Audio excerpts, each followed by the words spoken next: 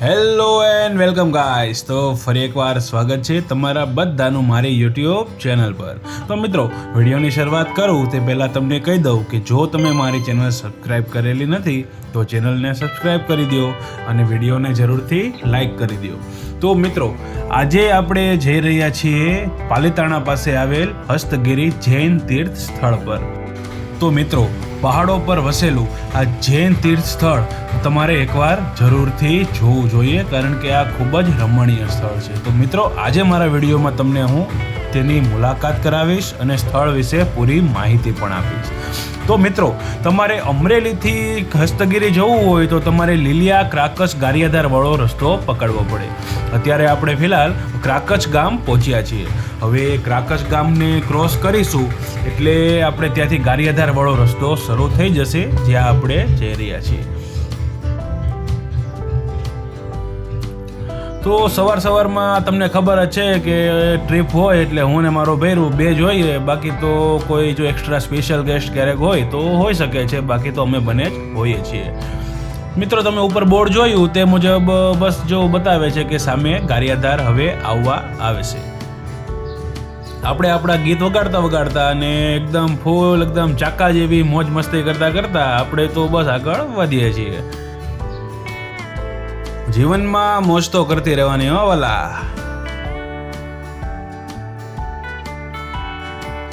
તો મિત્રો, આ ટર્ન છે ત્યાં તમે જેવો ટર્ન મારશો એટલે ગારિયાધાર ગામ શરૂ થઈ જશે અને આપણે પણ ગારિયાધાર પહોંચી ગયા અને ગારિયાધારને ક્રોસ પણ કરી લીધું છે અને બસ ત્યાંથી હવે આપણે એક્ઝિટ કરીએ છીએ. હવે ગારિયાધારને એક્ઝિટ કરશું એટલે ત્યાંથી હસ્તગીરી માત્ર 15 થી 16 કિલોમીટર જેવું જ છે. તો પહોંચતા કંઈ વાર લાગે એવું છે નહીં. તો મિત્રો, જો સામે તમને મસ્ત પહાડ દેખાય છે, બસ તે જ આપણું હસ્તગીરી છે. આજે તમે જોઈ શકો છો કે વાતાવરણ પર ખૂબ જ મસ્ત મજાનું છે. તો બસ ફાઇનલી મિત્રો, આપણે આપણા હસ્તગીરી જૈન તીર્થ સ્થળ, એક સરસ મજાનું સ્થળ જે આપણે પહોંચવાનું હતું તે આપણે પહોંચી ગયા છીએ. તો ચાલો હવે આપણે સ્થળને જોઈશું, સ્થળની મુલાકાત લેશું. તો મિત્રો, આ છે હસ્તગીરી જૈન તીર્થ સ્થળનો મુખ્ય ગેટ. જ્યાંથી તમે એન્ટર કરશો એટલે અહીંથી તમે પગપાળા સીડી ચડીને પણ ઉપર જઈ શકો છો અને તમારું વ્હીકલ લઈને પણ છેક સુધી ઉપર જઈ શકો છો. બંને સુવિધા અહીં તમારે મળી રહે છે. તો મિત્રો, આપણે તો 4 વ્હીલ લઈને આવ્યા હતા એટલે આપણે તો પગપાળા સીડી ચડીને કંઈ ઉપર જવાનું નથી. આપણે આપણી 4 વ્હીલને જ પહાડ ઉપર બાય રોડ ચડાવી દેશું. પણ મિત્રો, એક વસ્તુ અમને અહીં આવીને ખબર પડી કે અહીંયા થોડી સીડી તો છેલ્લે ચડવી જ પડશે, કારણ કે વરસાદ છે તો થોડા પથ્થરનું લેન્ડસ્લાઇડ થયેલું છે, તો થોડે સુધી રસ્તો બંધ છે. તો બસ આપણે આજે રસ્તો દેખાય છે સરસ મજાના વાતાવરણ સાથે, આપણે આપણી 4 વ્હીલને જ્યાં સુધી જઈ શકીએ ત્યાં સુધી પહાડ પર જવા દેશું અને પછી ત્યાંથી આપણે આપણી 4 વ્હીલને પાર્ક કરીને આપણે સીડી ચડીને ઉપર જશું. તો મિત્રો, તમે બસ આ નજારાનો આનંદ લ્યો. ત્યાં સુધીમાં આપણે ફટાફટ આપણી સીડી જ્યાંથી આપણે ચડવાનું છે ત્યાં સુધી પહોંચી જશું.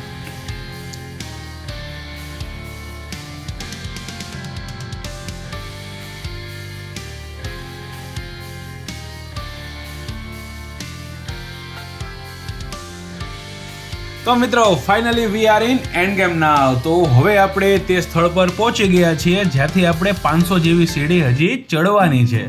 તો બસ જો આ મિત્રો, સરસ મજાનો નજારો તમે જોઈ શકો છો.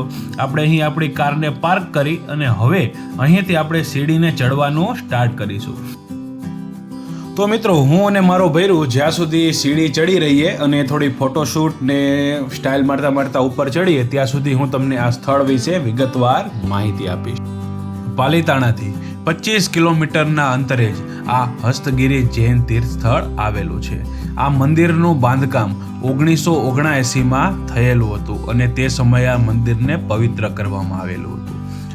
આ મંદિરનો એરિયા 9 એકર વિસ્તારમાં ફેલાયેલો છે. આ મંદિર અષ્ટકોણ આકારનું જૈન મંદિર છે. અહીંના મુખ્ય અભયારણ્યમાં વૃષભદેવની 4 મૂર્તિઓ છે, જેની 4 દિશા છે. એવું કહેવાય છે કે ભરત ચક્રવર્તીએ અહીં મુક્તિ પ્રાપ્ત કરી હતી. તેમણે આમરણાંત ઉપવાસ કર્યા હતા અને અહીં મોક્ષ પ્રાપ્ત કર્યો હતો અને આ રાજાનો હાથી પણ તેમની પાછળ ગયો હતો. તેથી આ તીર્થને શ્રી હસ્તગીરી તીર્થ તરીકે ઓળખવામાં આવે છે. ભરત ચક્રવર્તી ભગવાન આદિશ્વરના મોટા દીકરા છે, જેમના દ્વારા જ આ સ્થળની સ્થાપના કરવામાં આવી છે. જે કોઈ મિત્રો અહીં દૂરથી આવે તેમના માટે અહીં ધર્મશાળા અને ભોજનશાળા પણ છે. તો બસ મિત્રો, આપણે હવે સીડી ચડતા ચડતા અહીં મંદિર સુધી પહોંચી ગયા છીએ. તો બસ હવે આપણે મંદિરને ધ્યાનથી જોઈ લઈએ. અહીં મંદિરના અંદરના ભાગમાં વિડીયો શૂટિંગ, ફોટોગ્રાફીની સખત મનાઈ છે, પણ બસ મિત્રો, તમારા માટે થોડું એવું વિડીયો શૂટિંગ કરીને હું લઈને આવ્યો છું, જેથી તમે ઘરે બેઠા અહીંના દર્શન કરી શકો.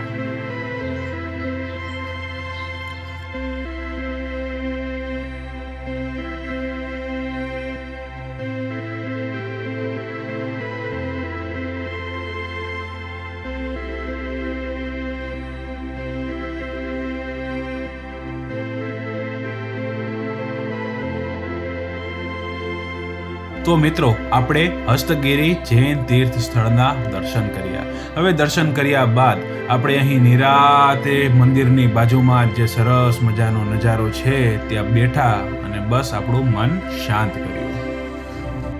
આ સરસ મજાનો નજારો જોઈને મિત્રો એક કવિતા યાદ આવી છે, જે તમારી સાથે શેર કરીશ કે પ્રિય लिख कर नीचे लिख दूं नाम तुम्हारा, कुछ जगह बीच में छोड़ नीचे लिख दूं सदा तुम्हारा, लिखा बीच में क्या ये तुमको पढ़ना है, कागज पर मन की भाषा का अर्थ समझना है, जो भी अर्थ निकालोगी तुम वो मुझको स्वीकार है, झुके नयन मौन अधर या कोरा कागज अर्थ सभी का प्यार है.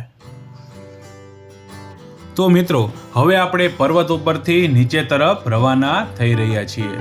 મિત્રો, આપણે જે ગેટમાંથી એન્ટર થયા હતા ત્યાં જ બાજુમાં આ સરસ મજાની જૈન ભોજનશાળા છે, ત્યાં આપણે આપણું બપોરનું ભોજન લીધું. અહીં ભોજન લેવા માટે તમારે પાસ લેવો પડે અને પાસની કિંમત માત્ર 75 રૂપિયા છે. A few moments later. તો મિત્રો, આજની આપણી ટ્રીપ બસ અહીં જ પૂરી થાય છે અને આપણે આપણા ઘર તરફ રવાના થઈ રહ્યા છીએ. મિત્રો, મને કમેન્ટ બોક્સમાં જરૂરથી જણાવજો કે તમને મારો આજનો વિડીયો કેવો લાગ્યો, અને જો તમે મારી ચેનલને સબસ્ક્રાઈબ કરેલી નથી તો પ્લીઝ ચેનલને સબસ્ક્રાઈબ કરજો અને વિડીયોમાં એક લાઈક જરૂરથી દેજો. તો મિત્રો, બસ આજના વિડીયોમાંથી હું રજા લઉં છું ને મારા આવતા વિડીયોમાં આપણે ફરી મળીશું. Thank you so much for watching.